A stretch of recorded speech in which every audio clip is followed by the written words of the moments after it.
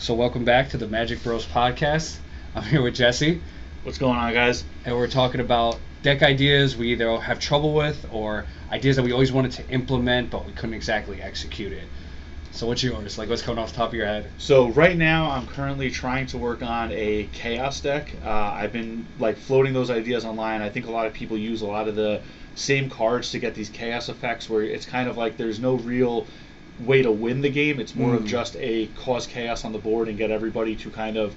It's like a way of doing. The way I look at chaos is a way of forcing interaction on the board, while also having fun with the ideas of all right, now this is yours and this is mine and you're switching cards.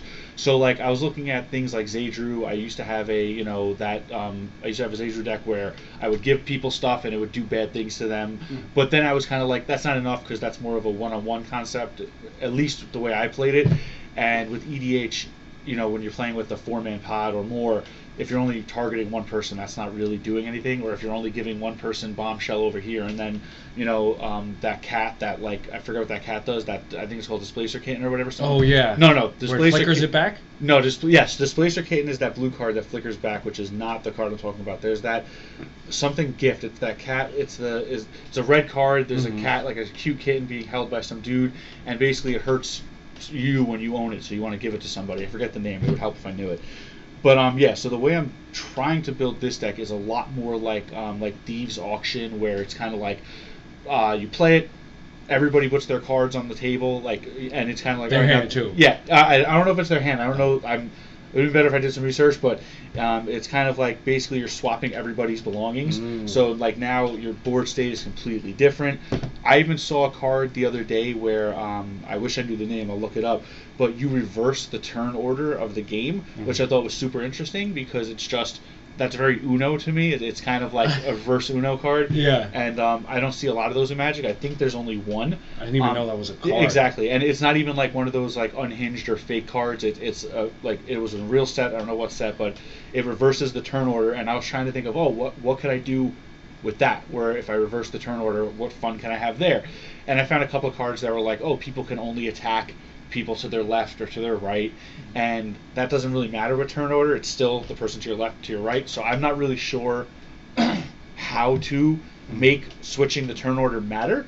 So I'm looking into that, but it's just a general. I want to make a deck that is nothing but insanity and chaos, and and I was trying to find a win con for it, and that's where I'm kind of stuck right now. And that's why I haven't bought the cards yet, because even when I put the cards into if I go online and I try to play a couple of rounds, there's no path to victory. It's just madness, and then eventually I'm gonna get taken out, because unfortunately the group we play with, no one likes when you touch their stuff, so you automatically become the target. So I don't see this deck having longevity, in the sense of once we start the game, I'll probably get 10 turns in before it's kind of all right, I'm tired of you guys messing with my cards, get Jesse. So that's kind of where I'm at right now. I'm trying to build simple and clean chaos deck, just disorder everywhere, just don't know how to win with it, which is the biggest problem right now, which is why I haven't done it. Sounds like it would be devastating to more control type decks. Yeah, exactly. Especially. Yes, and that's why I've been noticing, I hate building decks that are tailored to our play group, because then outside of our play group they become useless. Yeah. And so I want this deck to work. If I sat down in any pod, I was just like, all right, cool, this is what this deck does, I'm good to go. Yeah. And once again, it's just, there's no, other than cards like what is that, Second Coming, or the Approaching Sun? Approach the Second Sun. Yeah, other than things like that, I can't find ways to win with this deck, because right now I'm sitting at 9 creatures, and in typical me fashion, 22 enchantments, and a bunch of sorceries and instances, and it's just, you have decks that vampire deck that is just creatures on the board. I have no answer to that. Or a raised deck that is just creatures on the board. And I'm tired of just doing board by board by board by. So it's kind of like, I want to take people's stuff. There's a lot of those cards in the deck where I'm like, all right, this is mine now, and this is yours. That's a fun concept. Yeah, it works. But if it fizzles out, gets countered, or whatever may happen to it, I'm dead in the water. You know what I mean? If I have one creature in front of me and you have 11 vampires, even if I take your biggest, baddest vampire that makes your tokens, you still have 10 tokens to answer for, and I have one creature in front of me. Yeah. So the deck is fun. The concept is fun, is what I should say, because I was watching other people play on YouTube, and the concept is very fun. But even the people I watch fully admit, like, there is no win path. There's no, like, they're normally out within 20 minutes of the game. They're the first person to be killed, and I don't want to do that. I just don't want to do that because I know that with the way we play, I'll be sitting there for an hour twiddling my thumbs because I'll be kicked out first. Yeah. So I'm trying to figure that out. It sounds to me like with that deck, you need, if you were to do it, you would need it to like hit the ground running almost, because it seems to me like your deck is a lot about keeping other people behind in order to move you up. So you would have to like start keeping them behind from the jump. Yeah. Like, no, in other words, not in turn 3 or 4, but like turn 1 maybe with like authority of the consoles where creatures come and tap. Like something like you would need to start the antics very early. Yeah, so in true me fashion with the enchantments, I have Sphere of Safety and Ghostly Prison, of course, Propaganda. But these are, like you said, turn 3, turn 4 cards, which I need something off the bat is like turn 1, like you said. And the chance of pulling those cards, we're talking 1 out of 99, so not a very high percentage. Obviously, I could put tutors in there, but interestingly enough, funny thing I've been seeing online a lot. I look on Reddit a lot for like deck concepts and just seeing what generally is out there.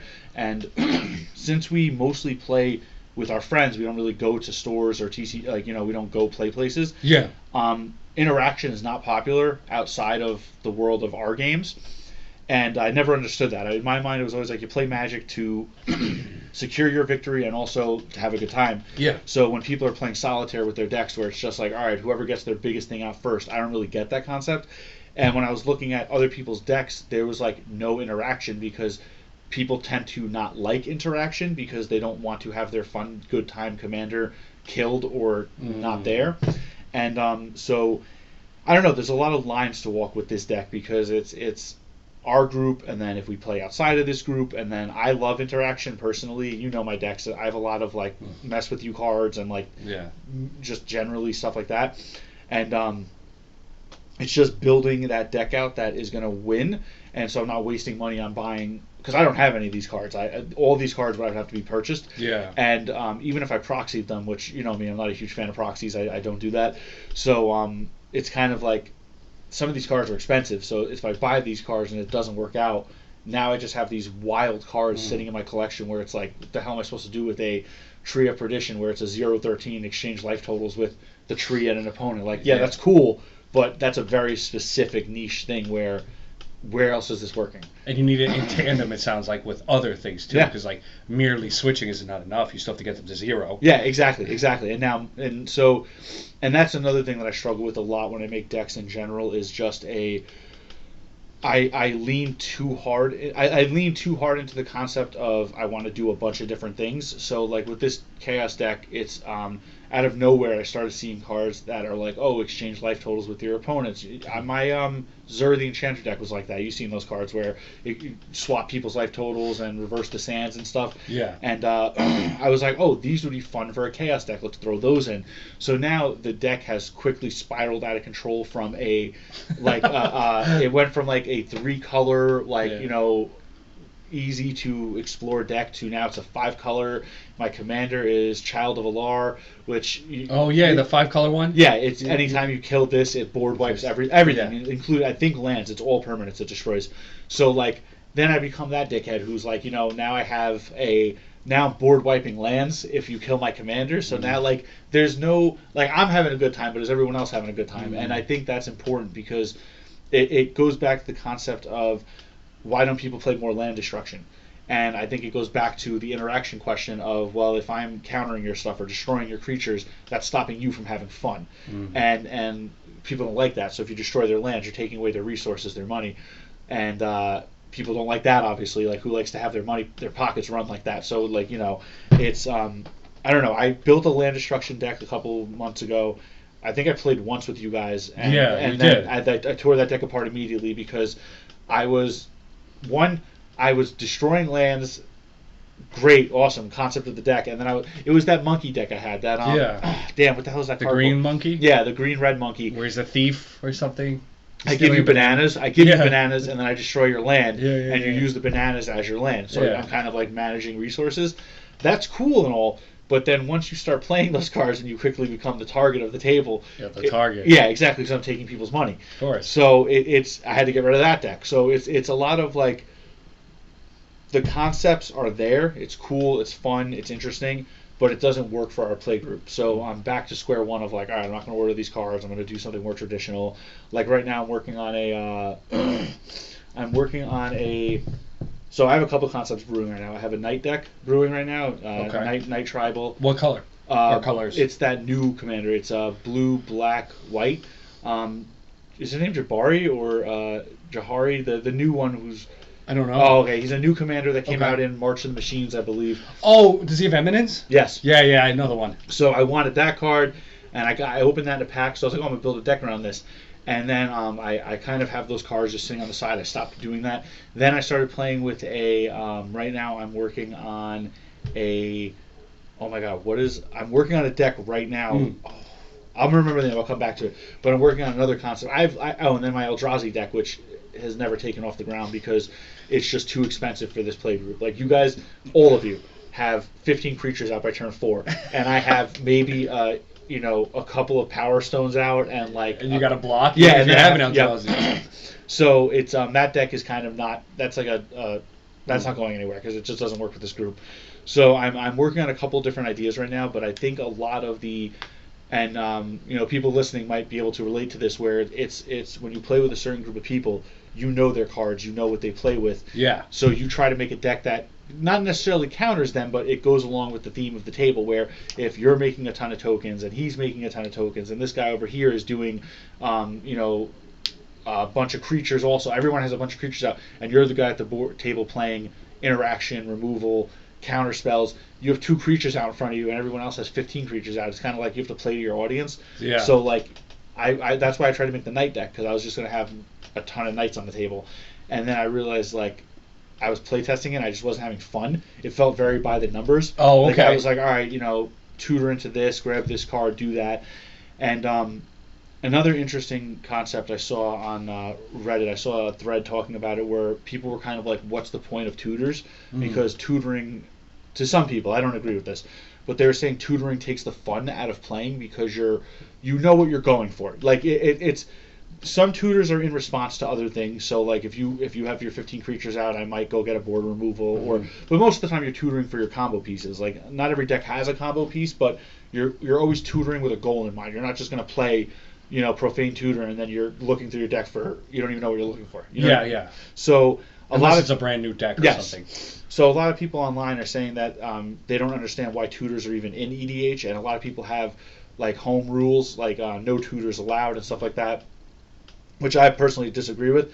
But I get it though. It's one of those things that I can disagree with, but also understand at the same time. Like tutors kind of do make the game not less fun, but it takes away that like mystique of what's going to happen next, and it's kind of like that's the whole point of EDH. I think at the start, EDH was meant to be like this fun, like just slam a bunch of cards together, get at the table, and just play your favorite cards. And then I think EDH became more competitive over time and kind of lost that like kitchen table magic to it, where it's like, well, no pun intended, kitchen table magic, but it lost that, where when it first started, it was very heavy on just all your favorite cards in one place, and then you just go wild and you do all the fun stuff.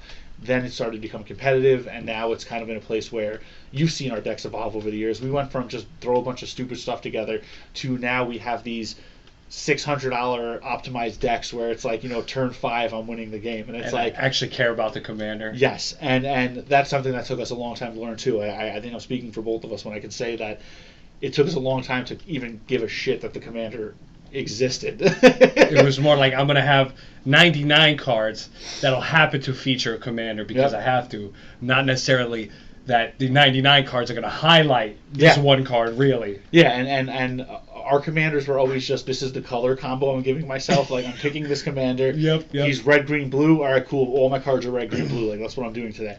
And I think when we started playing more with Ray and stuff, and other people that cared more about their commander, to me at least, it opened my eyes a little bit, where I was like, oh, this makes more sense that the game about the commander, I should focus on my commander and not just all the other stupid stuff I can cram into a 99 card deck.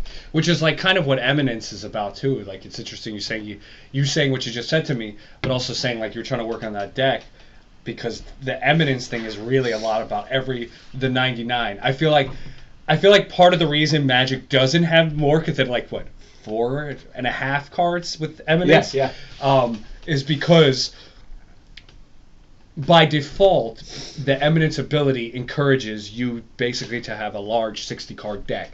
Yeah. But if you take a card to me like Skullbriar, remember that Golgari? Yeah, I actually really like that deck, but you took it apart. I did. I do love those colors though. But to me, like that's a deck where it's like the idea is him. Yeah. Everything else is extra. So you want mana rocks and you want like enchantments, equipments for this dude. Yep. Everything else is secondary, what he gets. And I think it's a little bit short-sighted on Magic's part, because ultimately, like the deck, you can make it any way you want. Yeah. And if it works, it works. Like you can make an Eminence commander where it's still about bringing him out early. Like Edgar. Like bringing out Edgar on turn 4, let's just say ahead of curve, right, is still great. Yeah, like, you definitely don't have to play him ever. But if you play him, he's not just there taking up air.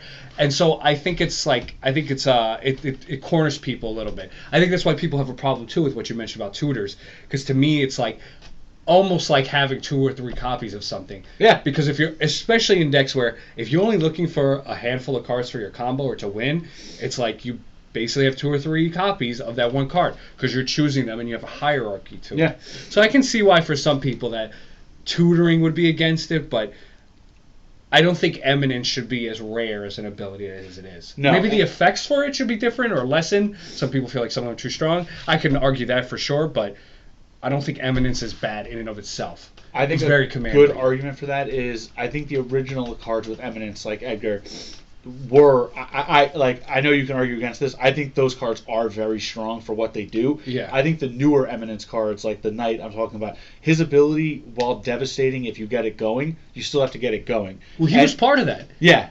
Of Edgar, it was Edgar the Ur-Dragon, that dude, and a wizard with Eminence in the original. Oh, that girl wizard. She does something with all wizards on the board. Yeah. Yeah, and it's like blue, black.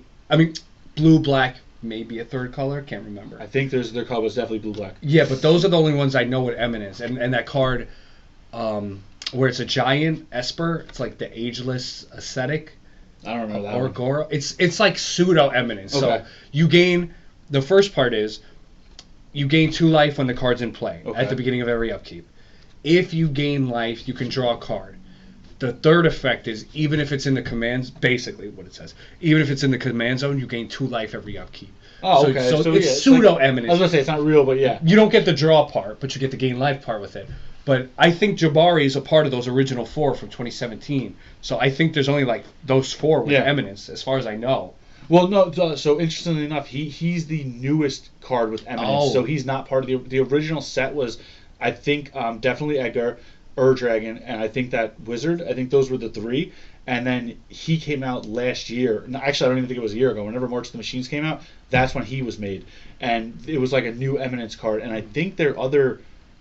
I don't know if there's another one. I don't know if they did 2 Eminence cards for the new March of the Machines. I think it was just that one. Okay. But his ability is weaker than the other ones. Like the Ur-Dragon is absolutely insane. We all know that. Like that's like the Eminence card people think of. Yeah. Edgar's crazy in a vampire deck, like obviously.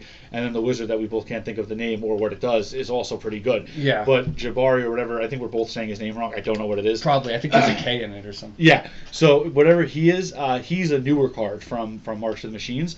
But that is something like I'm working on that. But I think going back to the tutor conversation, so my Hobbit deck, my Food Matters Hobbit deck, right? I love that deck mostly because it's Lord of the Rings themed, and I'm a huge Lord of the Rings fan.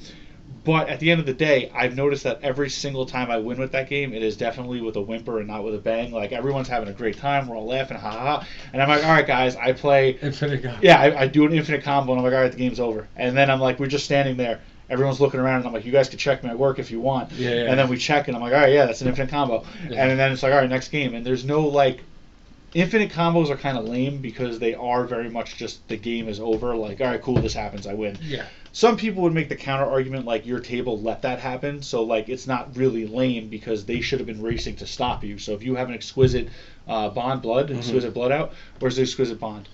It's sanguine bond, exquisite blood. So if you have one of the combo pieces out, the table should be doing everything in their power to either stop pick up you, the pieces of what you're doing. Yes, exactly. So it's not really boring in the concept real, but I understand both sides of the argument because if you play with a bunch of people who don't have enchantment removal, like that's just not something they play, then they're never going to get rid of that card. Like that's there, and there's nothing you basically won it, yes. Or you're going to win. And luckily we do play with a lot of counter spells. I think most of our table is pretty counterspell heavy. We all back and forth. So I think I've been stopped a couple times playing. Definitely. I have not won every time I played the Hobbit deck, but I do think that when I play that deck, there is 100% a. Luckily, with the color combos it has, I'm able to make a bunch of different. It's my combo deck. It's my only combo deck. But I have the Scurry Oak combo in there with Rosie. Then I have Exquisite Blood or Bond, whatever. And then I have another combo in there with Heliode and Ballistic. Walking Ballista. Walking Ballista. So all those combos are there. All I have to do is get one of the pieces and then one of my 4 tutors in the deck. Yeah. If I find the other tutor, I just look for the piece of the combo that's not there. And it's very formulaic, which I think after playing it a couple times, I'm definitely like, I wish this wasn't as formulaic, but it gets me wins. When I play with that deck, it's probably my highest win deck ratio is that combo deck. And I definitely think that it's a chicken and egg situation. Like, do I want to win or do I want to have fun? And if you get lucky, you get to have both. You get to win and have fun. But when I play the Hobbit deck, it's definitely I can see when this tide is starting to turn and I'm starting to lose, and I'm like, all right, cool, just pull out the old trusty combo and win the game, and it makes it less fun overall. So I respect house rules a lot. I think a lot of people play no tutors, no infinite combos. I know that when you go to some local game stores, they have rules like that where there's no infinite combos allowed or maybe no eminence allowed and stuff like that, and I respect rules like that because it kind of clearly something happened before where there was a problem with this and people are like, no becoming more. A pattern. Yes. So I definitely do think I think there's room for these cards in Magic. They were made for a reason. Yeah. But at the end of the day, when you're playing a 99 card format and you're tutoring for the same cards every single time you play, it's kind of like, all right, we know what you're doing. You know what I mean? Like, oh, you have the Hobbit deck. I know exactly where this is going and how to stop it, which that's the other side of the argument. If you know how to stop it, then you should be stopping it rather than letting me do it. Yeah. But is that bad? Also, like, at the end of the day, the point of a deck is to execute an idea. So, I mean, I think I would push back on what you're saying a little bit in the sense that just because I have a deck that fits a certain idea doesn't make it, like, more valid than a deck of another. Like, even with yours, like you're saying, the infinite combo or something. Like, to me, at the end of the day, that's ultimately fair because, in a way, your deck is, and I don't think I'm being, like, insulting by saying this. It's very gimmicky in the way that you need tokens. But, like, let's face facts here. You having a token out, or even a ton of tokens, does not win you the game. No. I'm saying with none of those combos, none of the life lost for sacking, like, without those, right? Like, the game's not over because you have 10 food tokens out. Yep. The way the game could be over if you had, let's say, 10 Eldrazi's out or something, or 10 in a tribal theme. Yeah. That could be game over. But to me, it's like, I almost feel, not to shit on food, but I almost feel like you have to have a little bit of that gimmick because the food is a very one-dimensional strategy in the sense that you don't have a lot of options. So for you to go the infinite combo is one of your options, and that's the way you made the deck, to me.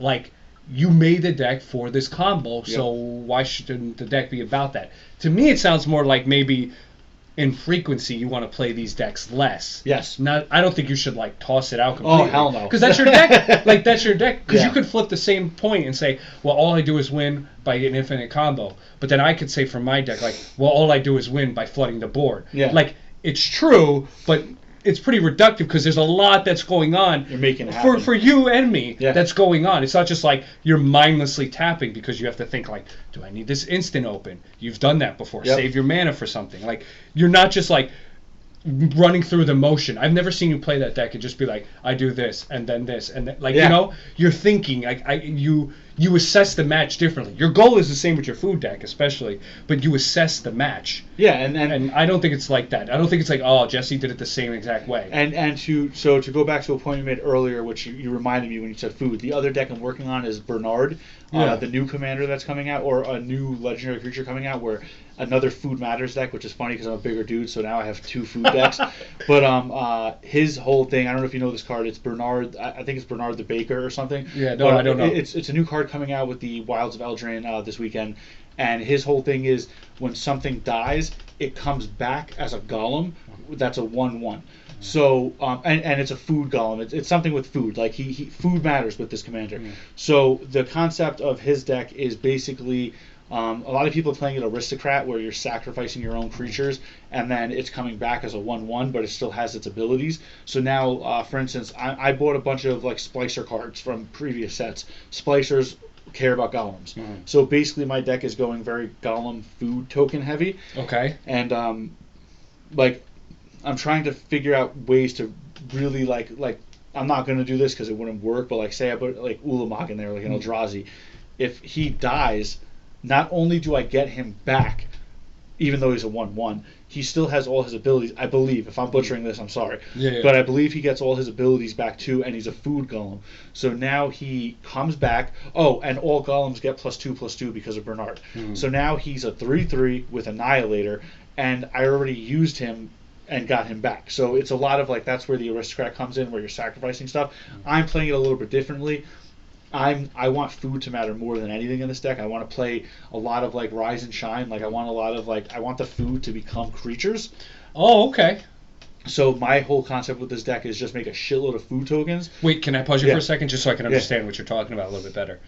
Make the food creature, like, how do you determine power and toughness? So that was the hard part, because a lot of cards that turn artifacts into creatures are based on their CMC. So a lot of cards are like, oh, this creature's power and toughness or whatever it costs to play, that's what it is. Food doesn't have a CMC. Okay, I thought so. But luckily the loophole is Bernard gives all gives all either food or golems, everything gets +2/+2. Oh, okay. So even though they come in as 0/0s, because their CMC is 0, they're 2/2s, is basically because of him. So granted, if I turn them into creatures and then you get rid of Bernard, all of my creatures die with him because they're back to 0/0, so they go too.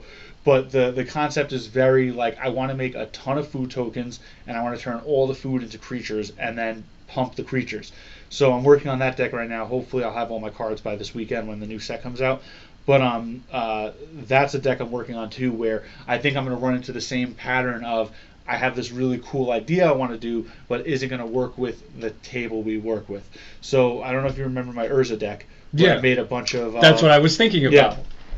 I made a bunch of artifact tokens. I forgot what they were called, but I made a bunch of tokens through Urza. Like construct? Constructs, thank you. Yeah. I made a bunch of constructs, and that deck always worked. I don't know why I took that deck apart. I was wondering that too. I think I took it apart because it became too formulaic. I think it was very much, even if I'm not playing in formulaic mindset of like, I do this and then I do that, it just did that on its own. There was enough of, all right, play Urza because I need him. This is one of those decks where the commander absolutely matters, so get him out as quickly as possible. And then start making construct tokens, boost up the construct tokens. Even if there's multiple cards doing these effects, it's still the same path of, I might be taking different alleys to get to this one road, but it's still the one road at the end of the day. I'm winning through overwhelming the board with constructs. You can't detour too much. Yes, exactly. And I think that's why I took that deck apart, because no matter how I tried to spin it or have fun with it, it was always, Urza cared so much about the constructs being made that was the best way to play that commander. Granted, I know there's people out there who are way better at Magic than I will ever be, who, as I'm saying this, they're probably rattling off 15 cards out loud that would change exactly what I'm saying. But hindsight is 20/20. Exactly. And a lot of it is also, we have a long history with Magic. We started playing in high school. I think both of us started playing around the same time, and then we stopped for a while, and then we came back to the game.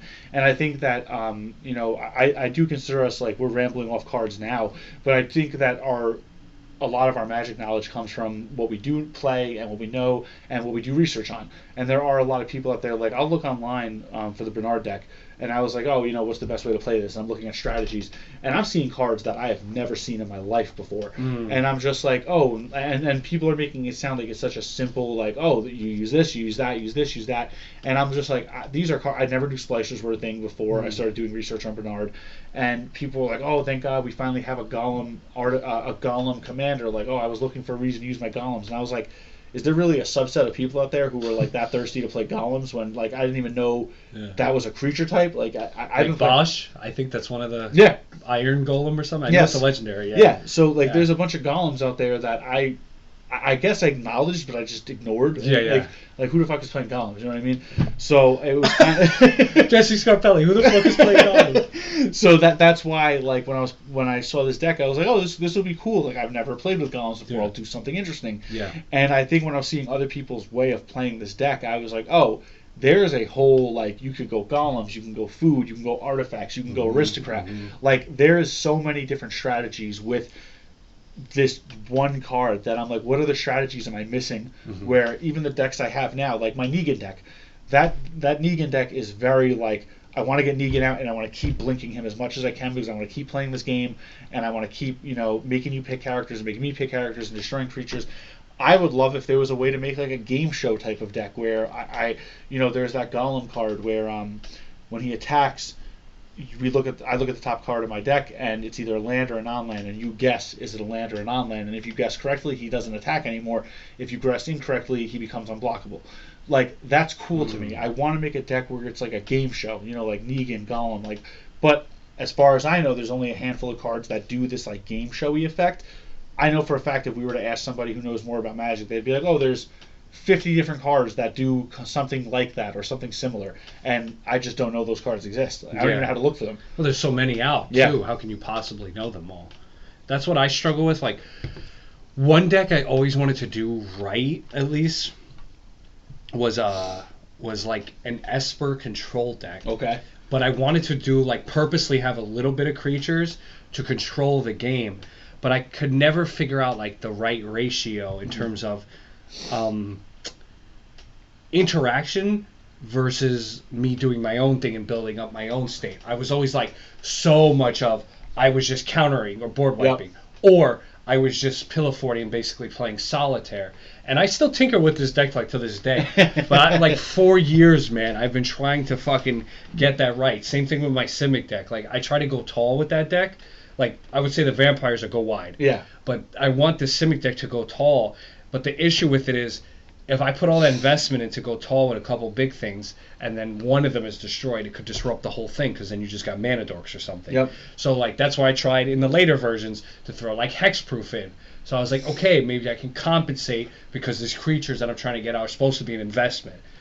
But then it's like, then you focus so much on hexproof, is your cards big enough, or are they just untargetable? Because the ideal thing would be like a Venn diagram of both. I want them to linger and be big, but it's not quite that easy, because then you have to think about like all your side cards, your instant sorceries, enchantments. Yep. If once you start putting in an X amount of hexproof cards, what do you do to get those creatures hexproof worthy?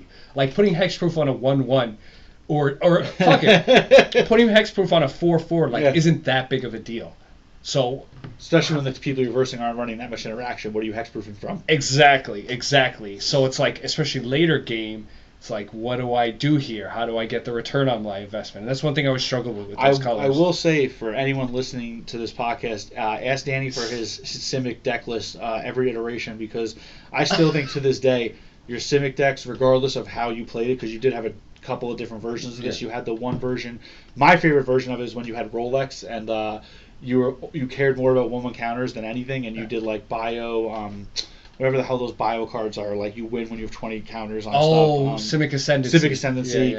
And that was my favorite version of your Simic deck, because I think that by turn 5 you had like a freaking, a 9/9 with flying out, and it's like, how do you answer that? Even if you do remove that one card, like you had counters across the board. Yeah. And unless you played something like Aether Snap, which removes all counters and all tokens or whatever that the card does, like it's kind of hard to fight that. So that's why when you took that part of the deck apart and then you built your next Simic deck, which was the one you most currently had, which was what's his name? Azuri. The Azuri commander. That deck was cool too. I really like that deck. I like that those counters he gives you don't go away. There's nothing you can do even if he's not there. Like that, he has to be in play for them to matter though, right? He has to be in play for them to matter. They stay on you even if he dies, but to distribute them, he's got to pop back in play. So I like the idea, just like Eminence, of like something you're working towards is always there. Like you don't lose it just because you lost a piece. And I think that I understand why you took these decks apart. Like I understand they weren't doing exactly what you wanted them to do, but I do have to say that in the grand scheme of things, those are definitely like this vampire deck is probably your second or third best deck I think I've played against with you. I think your Simic deck was always like every time you took it apart, I'm like, why are you taking this deck apart? Like you consistently win every I think with the Simic deck, unless you're getting hated on, which happens a lot, like if somebody's doing well. Yeah, if you get I think with your Simic deck, I think that you would do well so quickly and then you would get targeted, which at the end of the day you would turn around and be like, oh, I'm taking apart this deck because it's not doing what I wanted it to do. I think that was. But meanwhile, I'm 1v3. Yes, exactly. I think that's a reverse way of looking at it because your deck was doing exactly what you wanted it to do. It was doing it so well that you became the enemy of the table. Yeah. And it's hard when you're 3v1ing. Like that is no small feat to conquer, and I think that happens with a lot of our games. Like we've seen Ray do 3v1s where he is definitely whooping our ass when it's just his deck versus the three of our decks. I've seen you do 3v1s. I've done 3v1s with my Hobbit deck. Like the last time I went with the Hobbit deck, everyone saw I had one of the combo pieces out, and everyone started trying to hit me. Yeah. And I my life was whittling away. Like thankfully we made it to my turn, and then I put my combo down and I won the game. But like we've all done 3v1s, and I think that your deck was the best at 3v1ing because you had so many creatures out with so many counters and abilities and big tough tokens that even if you were versing three people, unless it was something you couldn't stop like unblockable, you were handling the board. So I definitely think that if you're moving forward with your deck making, I think you should make that Simic deck again. Like I don't know what different iterations you could make of it. I think you've done the counters, you've done the go wide with it or go tall like you said. I think that deck was really good, just like your Angel deck. I thought was really well done.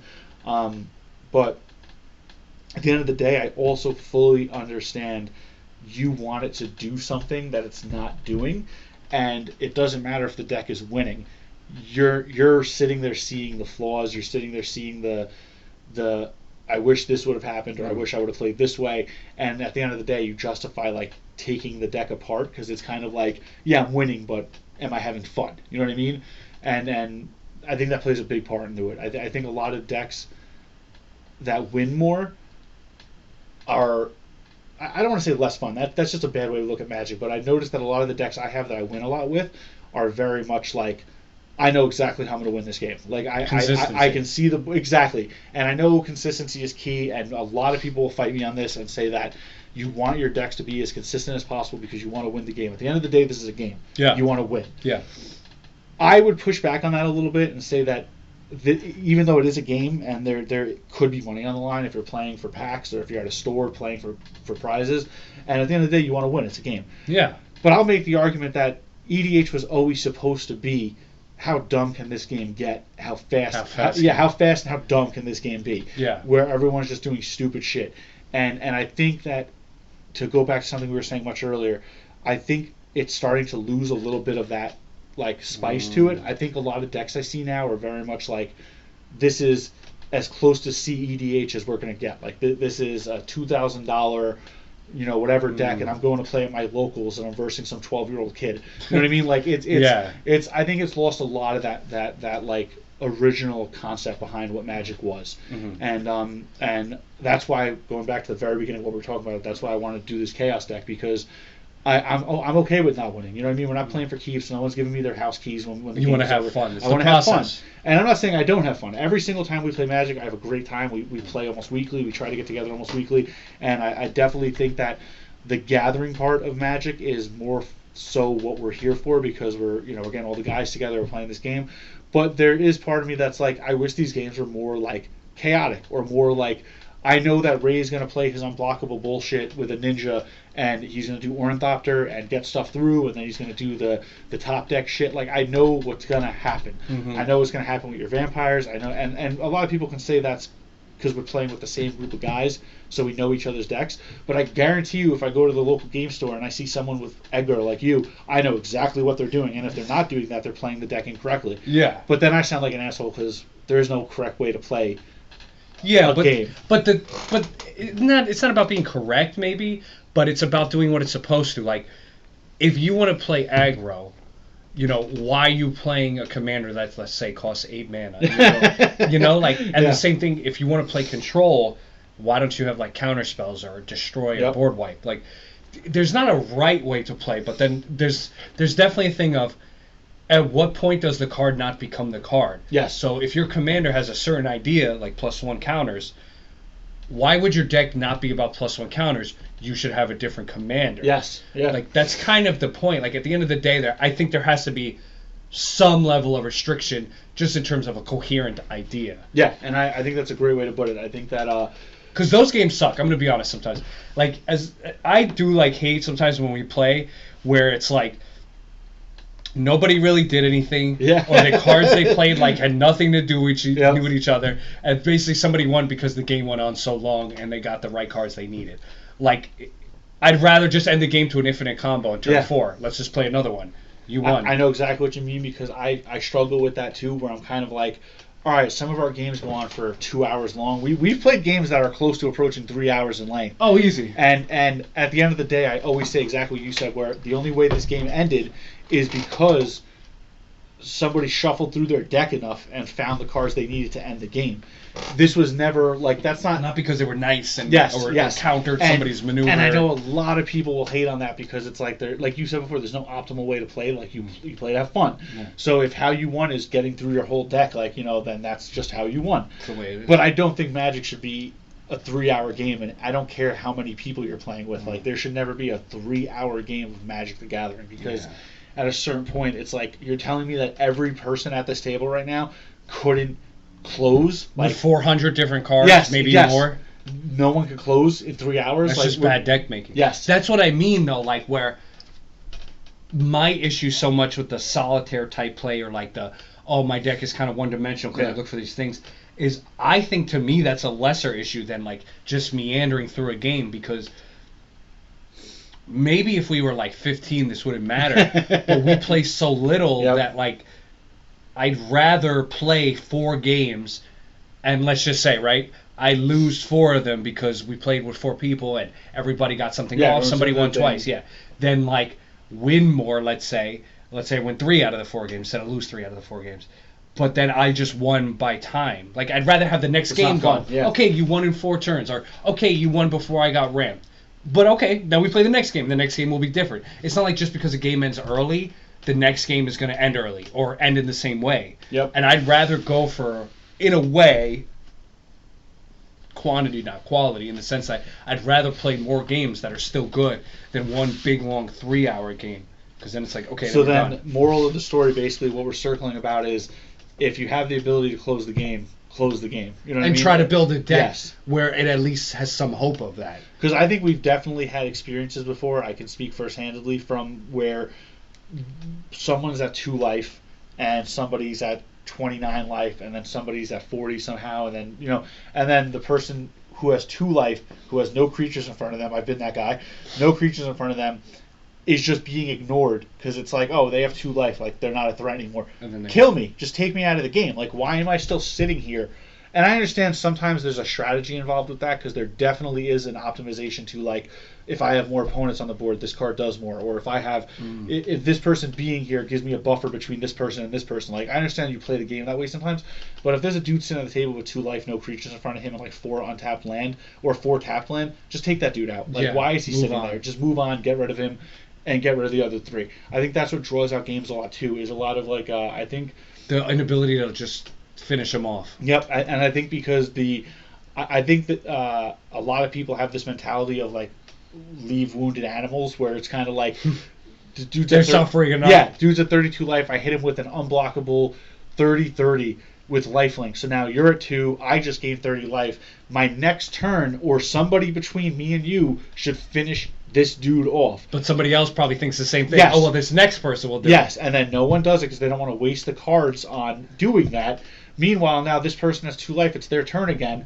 and now they're just picking up cards. They're just, okay, cool, I drew this, all right, I ping you for one, or I tutor for this, oh, I board wipe, all right, cool, now the game's another 45 minutes because that dude who has 2 life just board wiped. Yeah. So I think people have to get better at, oh my god, threat assessment is another one that, like, I don't know with other groups, but I know our group has no threat assessment abilities whatsoever. So, like, you know, people are just kind of allowed to do whatever they want, even though, like, we've been in those situations so many times where it's like, I have my pillow fort going on, and everyone's like, get Jesse, he's pillow forting. And I'm like, Danny has a 32 hexproof unblockable lifelink, like, Annihilator 4. Why are we not targeting Danny? And it's like, oh, you have a ghostly prison. And I'm like, why am I the bad guy here? There's definitely that.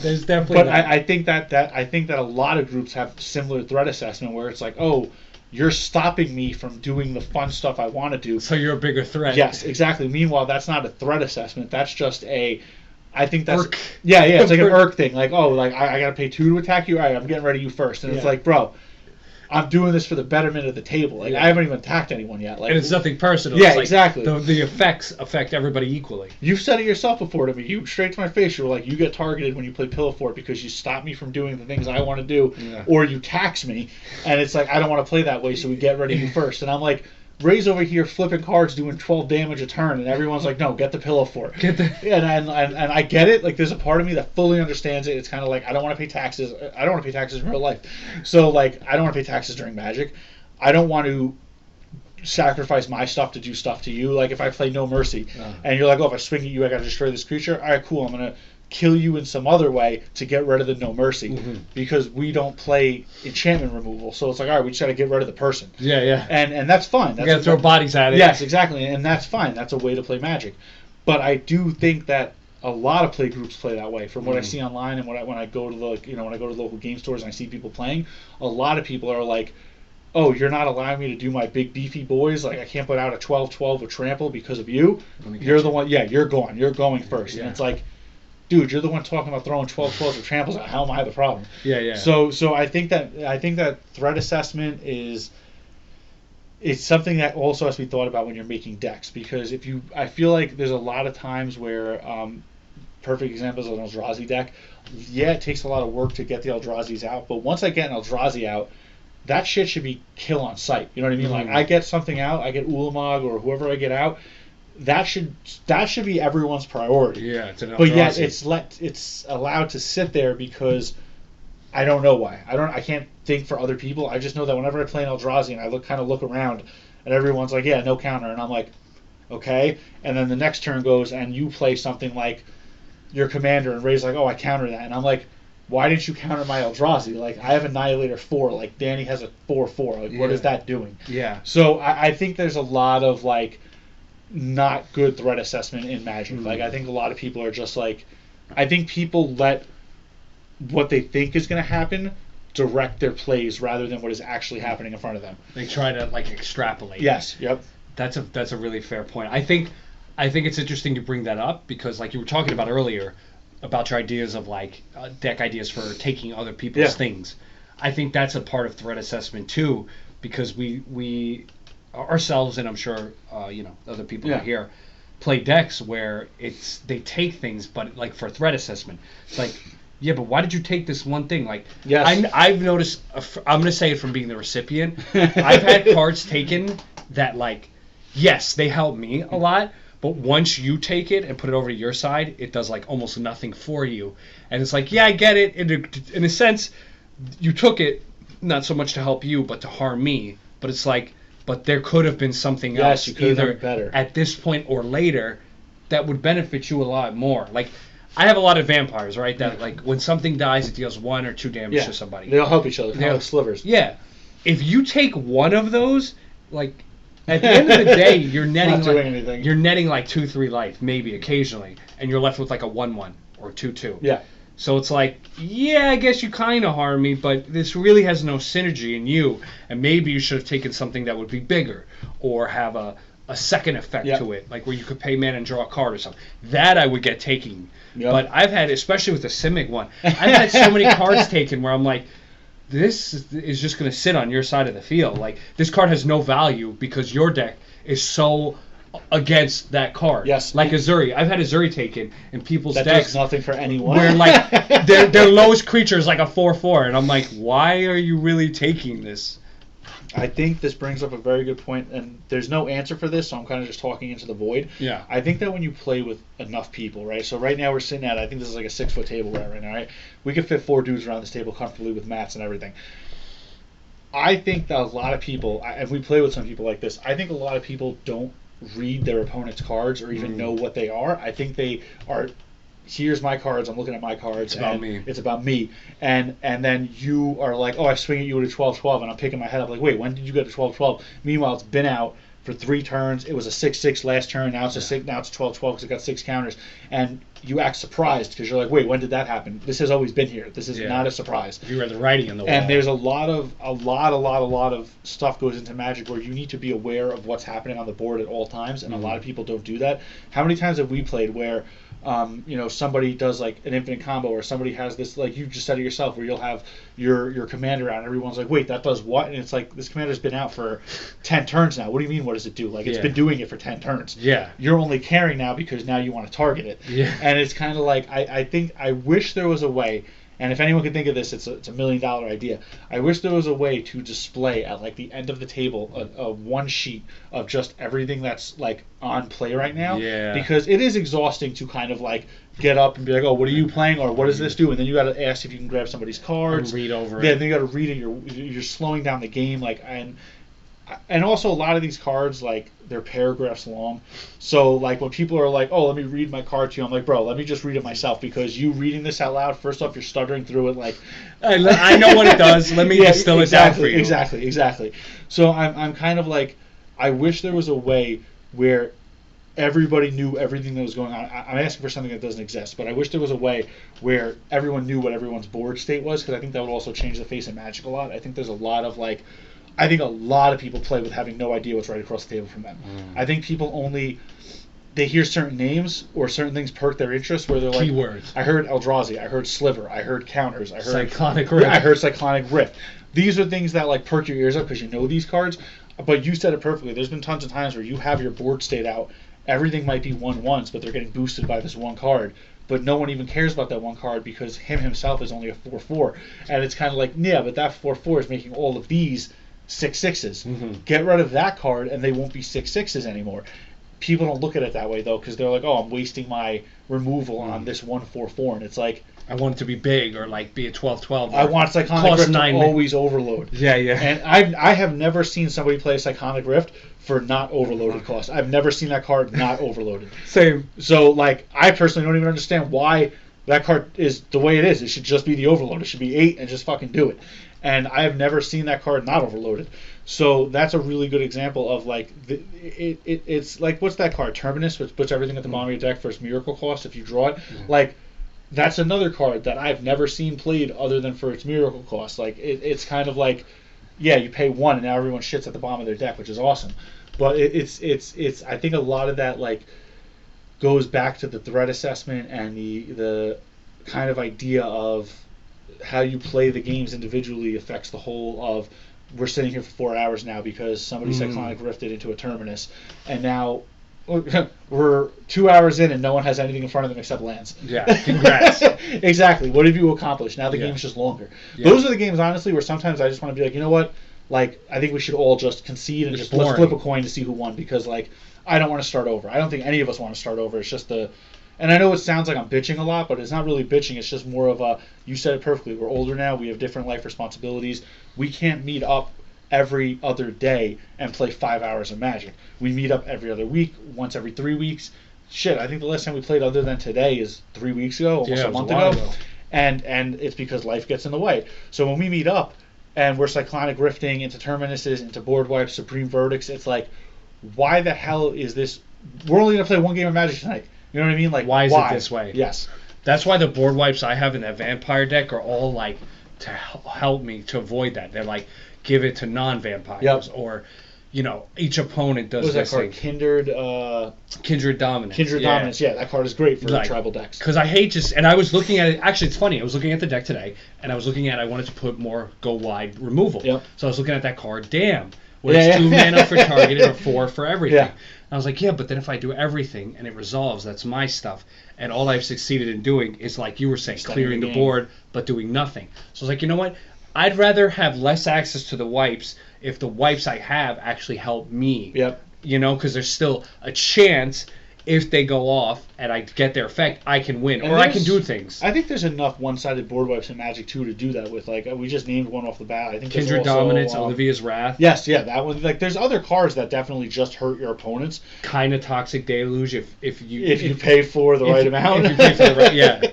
But I think that brings up a really good point of like, oh man, I lost my train of thought. It's kind of like it brings up the point of, it was a good idea. Damn, it would have been a really good thing to end on. But it brings up the idea of, so when you're playing something... We were talking about like playing board wipes and how it just elongates the game. Yeah, and we were talking about tribal and then removal. And wanted to like remove but give yourself a leg up at the same time. Yeah, I think... And I was talking about the longevity of each game. I think that a lot of, like, when people play, their game state at the end of the day is to win. They want to win the game. And in their mind, they probably have a card in their hand where they're like, if I board wipe and I play this one card after I board wipe, I can win, but in 5 turns. And it's like, I think that... Oh, that's what it is. I reminded myself. When you build a deck, do you think of power level, or do you just kind of build and you're like, this is what it is? Because I've been reading on power levels, and a lot of people are like, oh, my deck's a 6, it's a 7, it's a 4, it's a 5. What the fuck do those mean? Because I don't care what anyone says. Every time it's explained differently. And some people do it based off of how many tutors are in your deck, how many XYZ is in your deck. Some people do it off of, do you have these cards that are like Mana Vault and stuff like that. And so is power level based off of the kinds of cards in the deck, or is it based off of how the deck plays? Because I would say some of your decks are like close to CEDH, and you don't have any of that bullshit in it, like Mana Vaults or like really expensive cards, like Power 9s and shit like that. But I don't think of power level when I make my decks. I just make a deck, and wherever it may land, it may land. But I honestly cannot answer the question of, if someone was like, "Oh, your Negan deck, what's the power level?" I have no idea. Do you have an idea of power levels for your deck, or do you just kind of same thing? I would say in the same thing to the second part, where I don't like consider a power level that my deck has to reach. I just make the deck. But I definitely consider, like, is what I'm doing in this deck, even when it's flowing right, enough to potentially win me the game. I do think that, to me, my definition of power level would be, like, how good is the cards or the deck you have? Yeah. In other words, like, do you have a lot of, like, if you have Soul Ring, Mana Vault, Mana Crypt, like, no matter what your deck idea is, those cards are going to help you. They're like the greatest cards ever made for a reason. So I think that I would say that like increases your power level. And I think for some decks maybe you need to have it. Like if you're playing everything like an Eldrazi where everything is 8+. Yeah. I wouldn't be like, why do you have every mana rock available in your deck? Like to me it's like no duh. No, yeah. You should. I just bought a Mana Vault for my Eldrazi deck. It's not that much actually. It's actually not, which is why I bought it. Because it's funny because I was looking at like making this Eldrazi deck actually work, and I was like, oh, I need Mana Vaults. I need all these other. Thankfully, I have a bunch of the expensive mana rocks already from other decks. Nice. But I went to go buy Mana Vault, and it's only like $40, I think, or $30 something.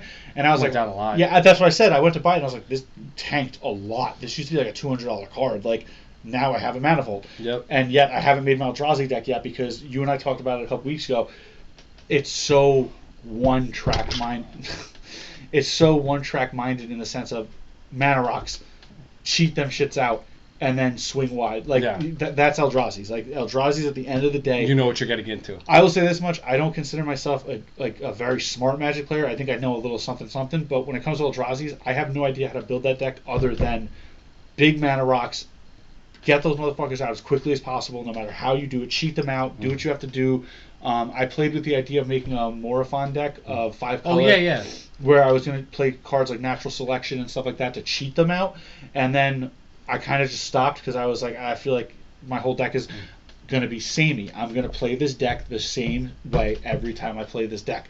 I'm going to cheat the Eldrazi out. I'm going to swing. They're either going to get destroyed or they're going to get through. And then once my Eldrazi are gone, I'm done. Like, I'm a duck in the water. You know what I mean? Yeah. So I think that, like, going back to power level, I think even if you have those staples in your deck, it doesn't necessarily mean you're always winning. You know what I mean? It's I have a mana vault. What does that mean? You know what I mean? It's just an expensive rock. Like, that's all it is. You need the other cards for it to be worth something too. Yep, exactly. Or it just sits there. Yep. Yeah. No, definitely. Yeah. Yeah, those, I think. So it sounds like we worked through some of our differences. I was about to say, I didn't realize we were talking for an hour. Yeah, right? It flew by. I definitely realized some stuff, and I appreciate, like your take on my decks. Yeah. I think it offers like a unique perspective because we both get so familiar with Yep. them. It's nice to see a fresh take. Yeah, any final thoughts? Anything? No, honestly, I think anyone listening to this definitely ask Danny for his decks. I think I have them on Moxfield. I was going to say, you have them on Moxfield, so it yeah. should be easy to link. But definitely check out those Simic decks, and I think, other than that, everyone just assess your threat levels and target the right people. But that's it. Do you have, like, a Moxfield setup that I can include? I do. I'll share it with you. Yeah. The decks are kind of messy on there. It's a lot of just shit thrown together. But I'll definitely give it to you just so people can check out kind of some of my ideas. Yeah, I'll post it underneath. Perfect. All right, cool. All right, man. Thanks. Yeah.